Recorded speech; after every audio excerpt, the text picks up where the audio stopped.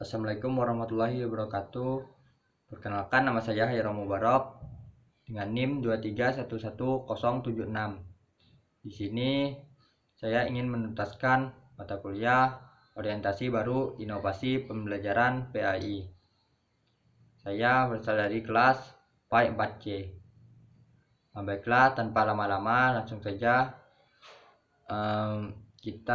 saya menjelaskan tentang inovasi dalam kurikulum, yaitu strategi PBL atau PJBL dalam mengajarkan toleransi dan kerukunan antarumat beragama di SMA. Sebagai calon guru PAI dan budi pekerti,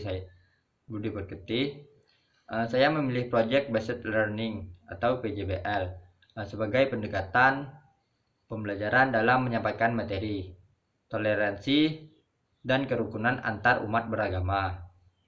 Jadi PJBL sangat relevan dengan kurikulum merdeka dan pendekatan deep learning karena mendorong siswa memahami makna toleransi secara nyata, bukan hanya dalam teori.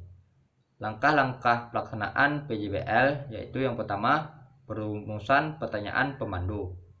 Guru memancing pemikiran siswa dengan pertanyaan. Contohnya, apa yang bisa kita lakukan sebagai pelajar untuk menciptakan lingkungan sekolah yang rukun dan toleran antar pemeluk agama.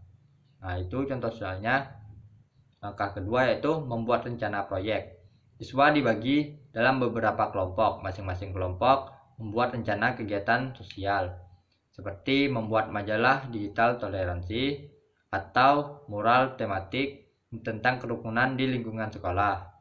Langkah ketiga yaitu eksplorasi dan observasi lapangan, di mana siswa diminta mencari data atau wawancara dengan guru agama lain, petugas rumah ibadah, atau masyarakat lintas agama. Juga melakukan kajian ayat dan hadis, misalnya Quran Surah Al-Baqarah ayat 256 dan Quran Surah Al-Hujurat ayat 13. Langkah keempat yaitu produksi karya. Kelompok menyusun karya berupa majalah digital, video pendek, testimoni antaragama, poster edukatif untuk dipasang di sekolah. Langkah kelima yaitu pemeran hasil proyek. Semua produk dipresentasikan dalam pekan kerukunan di sekolah dan diunggah di media digital sekolah. Dan langkah keenam yaitu refleksi dan penilaian, di mana siswa menulis refleksi pribadi, apa yang mereka pelajari, bagaimana perasaan mereka, dan bagaimana mereka bisa menerapkan toleransi di kehidupan sehari-hari. Media inovatifnya yaitu Canva untuk membuat majalah atau poster. Yang kedua, Google Sheets untuk menyusun pameran digital. Yang ketiga yaitu Flipgrid untuk testimoni video. Yang keempat yaitu ada Padlet untuk refleksi interaktif.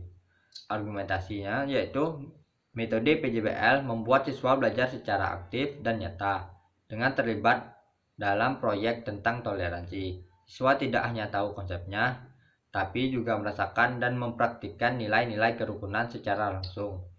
Ini selaras dengan tujuan pembelajaran PAI, yaitu membentuk karakter mulia dan toleran dalam kehidupan bermasyarakat.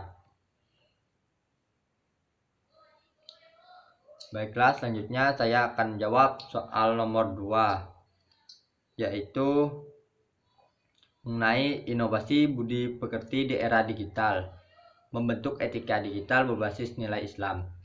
Fenomena cyberbullying ini, ujaran kebencian dan hoax menjadi tantangan serius di kalangan pelajar. Oleh karena itu, pembelajaran budi pekerti perlu berinovasi agar mampu membimbing siswa memiliki karakter yang santun dan etis dalam dunia digital sejalan dengan ajaran Islam. Strategi inovatif pembelajaran budi pekerti yang pertama yaitu integrasi nilai-nilai Islam dalam etika digital. Materi budi pekerti mencakup adab dalam berkomentar, menyikapi berita hoaks, menjaga privasi, dan menghindari dosa digital seperti ghibah, fitnah, dan penghinaan. didukung dalil seperti Quran Surah Al-Hujurat ayat 11 sampai 12 serta hadis larangan menyakiti sesama muslim. Yang kedua yaitu diskusi kasus nyata, di mana guru menghadirkan kasus nyata dari media sosial lalu mengajak siswa menganalisis secara kritis dan mencari solusi yang sesuai syariat Islam. Yang ketiga, pembuatan konten positif, di mana siswa itu diajak membuat konten edukatif seperti reels Instagram, poster digital, atau podcast singkat tentang etika digital Islami. Yang keempat yaitu program Duta Etika Digital, yaitu memilih beberapa siswa untuk menjadi duta etika digital yang akan menjadi teladan dan mengempanyekan adab online di lingkungan sekolah. Yang kelima yaitu kolaborasi lintas mapel, di mana kerjasama dengan guru TIK untuk literasi digital serta guru BK untuk pendekatan karakter. Media pendukungnya yaitu Instagram dan TikTok, sekolah untuk kampanye siswa, Kahoot untuk kuis etika digital. Yang ketiga, podcast Anchor untuk penyaluran audio. Yang keempat, Jamboard atau Mentimeter untuk brainstorming interaktif. Argumentasinya yaitu pembelajaran budi pekerti harus menyesuaikan zaman. Inovasi etika digital berbasis Islam penting agar siswa tidak hanya paham aturan agama tapi juga bisa bersikap bijak di media sosial. Ini akan mencegah mereka terlibat dalam cyberbullying dan memperkuat akhlak Islami di dunia maya. Mungkin hanya itu yang dapat saya sampaikan.